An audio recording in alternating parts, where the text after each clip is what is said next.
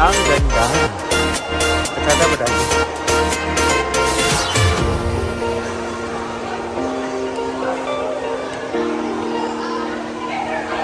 Yes, kaayos sila.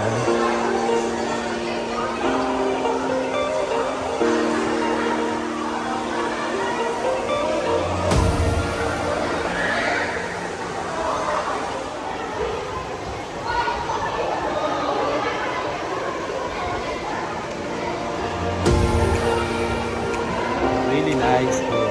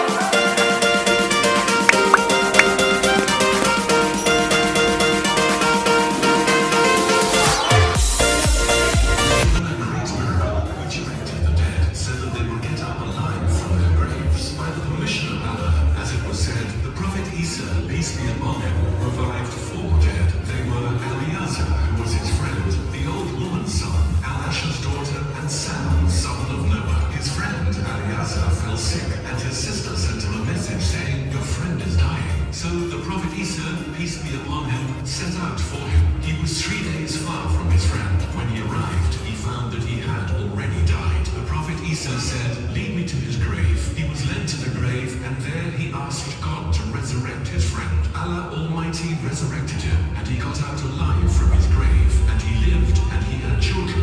As for the son of the old woman, the prophet Isa, peace be upon him, passed by him as he was carried on a bed. So the prophet Isa, peace be upon him, asked God to resurrect him, and Allah Almighty resurrected him. Consequently, he got up and got off the men's shoulders. He got dressed and carried the bed on his shoulder. He returned to his family, remained there, and he had a son. As for the daughter of Al-Asher, the prophet Isa reached her, and he was asked, "Could you resurrect her even though she died yesterday?" He asked God Almighty to resurrect her. She was resurrected, and she lived and gave birth. When the people of Israel saw that, they became stubborn and proud. They said to the prophet Isa, peace be upon him, "You wake those who recently died. Perhaps they did not die. They could have passed out or lost consciousness only. Why don't you resurrect Sam, son of Noah, who died thousands of years ago?"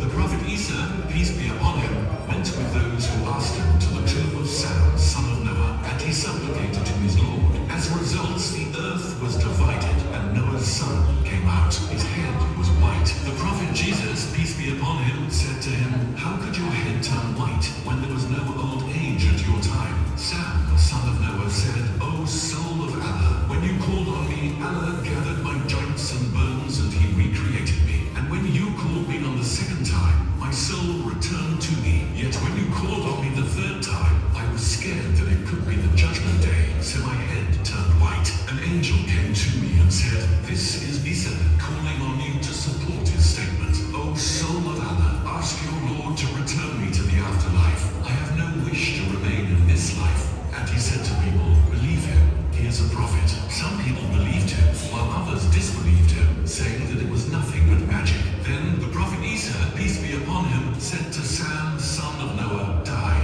So Sam, son of Noah, said, 'On the condition that Allah spares me the pains of death.' So the prophet Isa, peace be upon him, asked Allah to grant him so, and the land was leveled on the son of Noah, and his soul was taken away once more, with no trace of life in it. So he was shocked by all that destruction.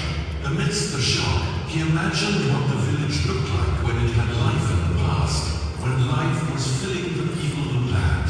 Yet now it became an ancient, dilapidated monument. It could not return to the way it was. Puzzled and marveled, he asked himself, "Oh, how shall Allah bring it down to life after this its death?"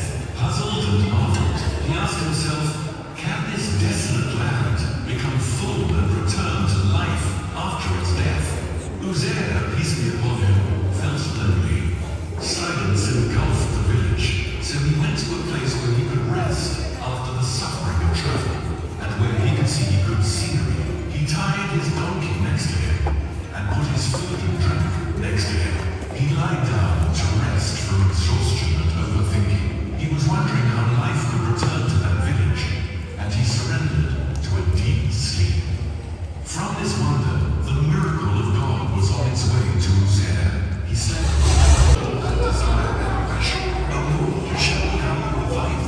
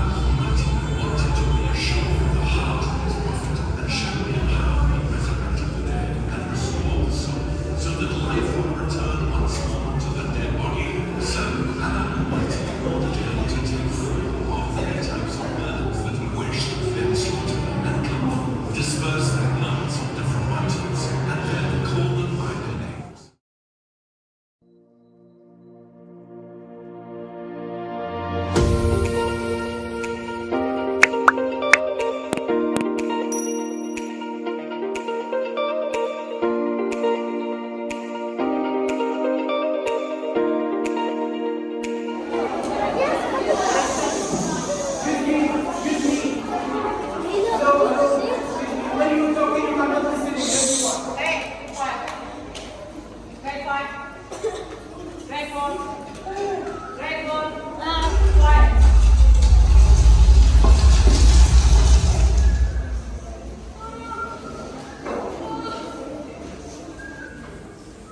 one of the cities of Mosul in Iraq, there lived the people of Nineveh, who worshipped idols and associated partners with God. God sent them a noble prophet, Jonah, the son of Amittai, who is one of the sons of Jacob, peace be upon him, to lead them to the worship of God and to dissuade them from belief. Jonah, peace be upon him, advised his people to take up the path of goodness and promised them mercy and forgiveness if they believed and if they became pious. He warned them of the punishment and torture of Allah if they insisted on their disbelief and arrogance, yet they did not respond to his call and remained in their disbelief and stubbornness. They were too proud to accept the call of their prophet. Jonah, peace be upon him, thought that God would not restrain him. He thought that God's land was wide and that he would find another place where people were more accepting of his call and less stubborn than his people. Yet his people turned to believe in the truthfulness of the message of their prophet Jonah after they were punished by Allah Almighty after the departure of Jonah. Hence they repented, declared their belief, and asked Allah Almighty to remove the punishment. Thus Allah removed the punishment, accepted their repentance, and he endowed them with faith. The prophet of God, Jonah, peace be upon him, headed to the beach, and there he found a ship about to sail. He asked its people to take him. They agreed, and welcomed him for the signs of goodness that they saw in him. When the ship sailed and became in the middle of the sea,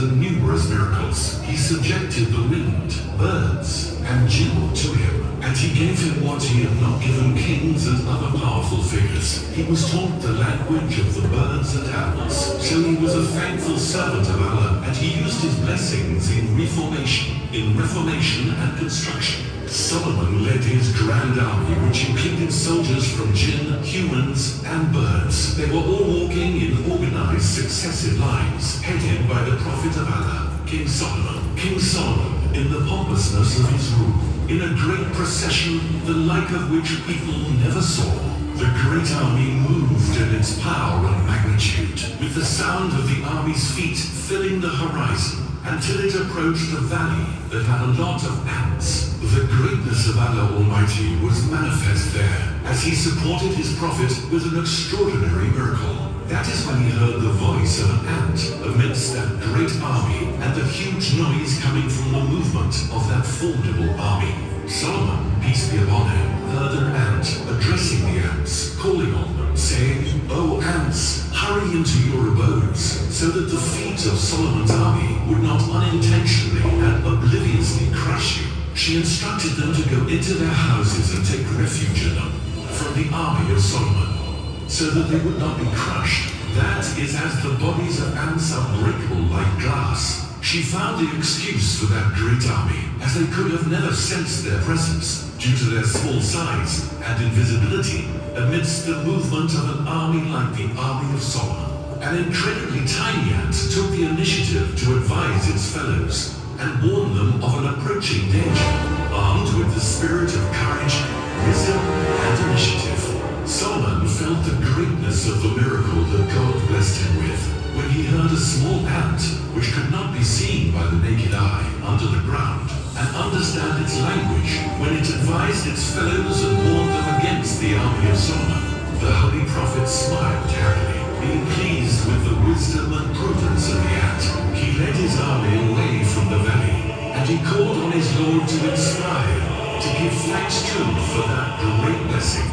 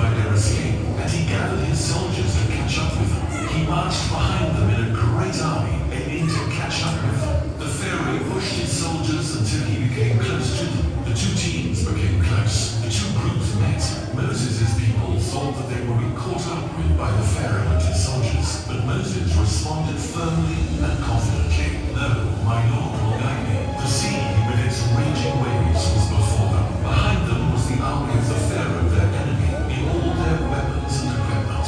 Fear surrounded them from all sides. Moses stood before the sea, waiting for the great moment of salvation, when the divine inspiration came. "Hit the sea with your stick." Moses struck it, and the sea was split by the power of God, the Lord of the worlds, and each division became like a great high mountain. Moses and his people walked on dry land, unafraid that the Pharaoh would catch up with them. They passed him and his soldiers and were close to salvation. When the last person crossed, Moses wanted to hit the sea with his stick to return to the way it was. Then Allah ordered him to leave the sea as it was. The Pharaoh was awed by that great sea. He was hesitant to venture in, but his pride and stubbornness made him fear to look cowardly before his soldiers. So he waded into the sea, saying, "See how the sea bent for me, so as to catch my runaway slaves." The soldiers of the Pharaoh flocked in following him. They were confident about the power of the Pharaoh. When they were in the middle, Allah ordered his prophet to hit the sea with his stick. As a result, the sea covered them and the waves crashed and pushed them. They all drowned while looking at their king, the Pharaoh, screaming between the waves. After being sure that he was destined to be drowned and tortured, saying, "I believe that there was no God but that whom the people of Israel believed in, and I am one of the Muslims." However, he drowned, and his belief did not help him at that time, after he was surrounded by demise. The Pharaoh and his soldiers drowned, and they were swallowed by the sea. Allah Almighty saved the body of the Pharaoh to make an example of him to all the tyrants and pharaohs after him, so that they would not be oppressive and proud. Yet many people are unaware of and oblivious to the signs of their Lord. The story of Moses will remain a testament to the fact that security and safety are with God, and that fear descends by God upon those who are far from the truth. Moses was thrown into the sea, and that was how he was saved. On the other hand, the Pharaoh went into the sea. That was the reason of his demise and death. He who boasted before his people, saying, "These rivers run beneath me, do ye not see?" So Allah Almighty made the water run above him. Hence, what he took pride in was the reason for his demise and death. Was the reason for his demise and death.